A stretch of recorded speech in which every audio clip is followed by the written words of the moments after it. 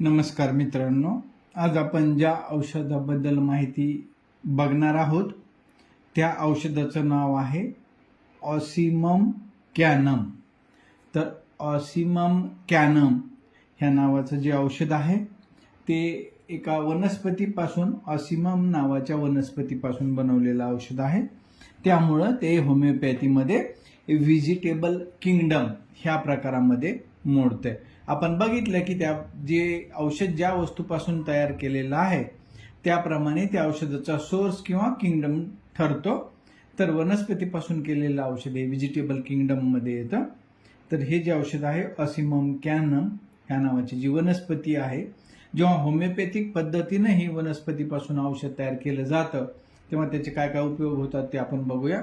सर्वसाधारणपणे या औषधाचा परिणाम मूत्रनलिकेवर होतो, म्हणजेच युरेटर होतो, आणि विशेषतः उजव्या बाजूची मूत्रनलिका, उजव्या बाजूच्या युरेटरवर या औषधाचा परिणाम होतो। तर आपल्याला माहितच आहे, शरीरात दोन बाजूला दोन किडन्या असतात, वर किडन्यानंतर युरेटर म्हणजे मूत्रनलिका असतात, त्याच्यानंतर युरिनची बॅग असते ज्याला आपण ब्लॅडर म्हणतो, आणि त्याच्यानंतर युरिन बाहेर टाकण्यासाठी जो भाग असतो त्याला युरेथ्रा असं म्हटलं जातं। तर हे किडनीपासून मूत्राशयापर्यंत येणारी जी नळी आहे ज्याला आपण युरेटर म्हणतो, त्या युरेटरच्या विशेषतः उजव्या बाजूच्या युरेटरवर ह्या औषधाचा परिणाम होतो। तसेच मूत्रपिंड व मूत्राशय यावर पण ह्या औषधाचा परिणाम होतो, म्हणजे किडनी आणि ब्लॅडर या दोन्हीवर या औषधाचा परिणाम होतो।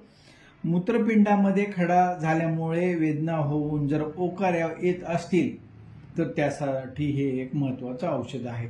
मूत्रपिंडामध्ये वेदना होऊन थंडी वाजणे, मूत्रपिंडात वेदना होऊन लघवीला आग होणे, मूत्रपिंडात वेदना होऊन ताप येणे, असे वेगवेगळे सहलक्षणं मूतखड्याबरोबर असतात। पण मूतखड्याच्या पोटाच्या दुखण्याबरोबर जर ओकाऱ्या येत असतील आणि तो खडा जर उजव्या बाजूच्या मूत्रनलिकेत असेल तर त्याचं औषध हे ऑसिमम कॅनम हे आहे। वेदनेमुळे हात पिळवटावेसे वाटतात, वेदना एवढी तीव्र असते की त्यामुळे रुग्णाला रडू येते, वेदनेमुळे रुग्ण रडत असतो। त्या ज्या मूत्रनलिका आहेत त्या वेदनेमुळे हुळहुळ्या होतात, ज्याला आपण इंग्लिशमध्ये सोअरनेस असं म्हणतो। तर त्या मूत्रनलिका सोर होतात, विशेषतः उजव्या बाजूची। लघवीमधून रक्त जाते, लाल रंगाची लघवी होते। कधी कधी इन्फेक्शन लघवीमध्ये झाल्यामुळे लघवी पू झाल्यासारखी पण असते किंवा दाट पोळलेली पण असते। जेव्हा लघवी आपण एखाद्या कंटेनरमध्ये घेऊ किंवा कंटेनरमध्ये जर लघवी तपासण्यासाठी घेतली तर त्या कंटेनरच्या खाली, ज्याच्यामध्ये आपण लघवी घेतली त्याच्या खाली बुडाशी विटकरी रंगाचा भुकटीप्रमाणे गाळ साचलेला आपण दिसेल। अशा प्रकारचं लक्षण लायकोपोडियममध्ये पण दिसतं। पण उजव्या बाजूच्या मूत्रनलिकेत असलेल्या खड्यासोबत जर लघवी आपण एखाद्या प्लास्टिकच्या डबीत घेतली किंवा काचेच्या बाटलीत घेतली आणि त्याच्या तळाशी जर लाल विटकरीच्या भुकटीप्रमाणे लाल किंवा पिवळसर गाळ साचत असेल तर ते निश्चितच ऑसिमम कॅनम ह्या औषधाचं लक्षण आहे।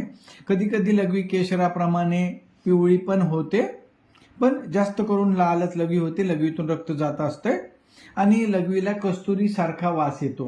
लघवीचे वेगवेगळे वास असतात, वेगवेगळ्या लघवीचे वेगवेगळे वास येतात आणि त्या वासाप्रमाणे होमिओपॅथिक औषध ठरतं।